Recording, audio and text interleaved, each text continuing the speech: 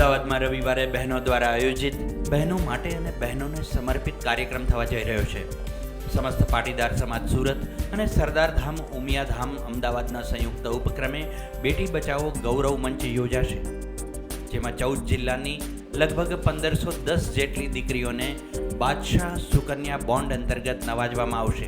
ઉત્તર ગુજરાત, મધ્ય ગુજરાત અને અમદાવાદ જિલ્લાના લાભાર્થી પરિવારને આ લાભ મળશે. બેટી બચાવો યોજના અંતર્ગત 2 વર્ષ પહેલાં લવજીભાઈ બાદશાહે આ યોજના શરૂ કરી હતી.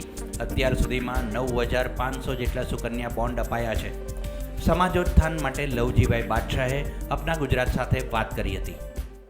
જે યોજના આમ તો અમે આની શરૂઆત 11 વર્ષ પહેલાં કરેલી, એક મહાલાડુ પ્રતિક રૂપે બનાવી અને પાટીદાર સમાજના 12 લાખ માણસો ભેગા કરેલા.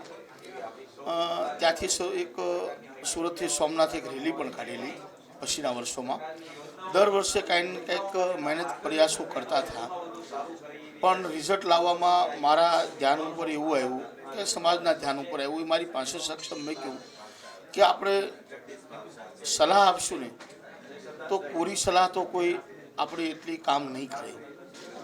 એમને પરિસ્થિતિ અથવા એમને એવું છે કે દીકરી છે તો અમારે ભણતરનો અને લગ્નના 2 બોજ કાયમિક માટે જન્મ છે, ક્યાંથી મા બાપ નહીં પહોંચતા હોય એટલે એના માથા ઉપર ભારણ રહે. તો આને માટે શું કરવું પડે? તો કે એકથી વધારે દીકરી જેના ઘરે હોય એને આપણે કંઈ સપોર્ટ કરવો જોઈએ. તો શોધતા ડિઝાઇન બનાવીને લેવા સમાજવાળા, અને મેં એ ડિઝાઇનને એક્સેપ્ટ કરી કે ના, આ પાપનું પ્રાયશ્ચિત કરવાનું કામ મારે ભાગે આપો, હું કરીશ. એટલે 10,000 દીકરીઓને બોન્ડ આપવાનું નક્કી થયું. 2015માં અને 2016માં 5,000 દીકરીઓને, અને 200 કરોડના બોન્ડ એ 20 વર્ષની દીકરી થાય 21મા વર્ષમાં એને 200 કરોડ રૂપિયા મળી જાય, એ રીતનું બેંકોથી આયોજન કર્યું. સમાજ સેવાના આ યજ્ઞમાં પોતાની યથાશક્તિ આહુતિ આપતા લવજીભાઈ દરિયાવ દિલની બાદશાહત ખરેખર ભોગવે છે તેમ કહીએ તો અતિશયોક્તિ નહીં ગણાય.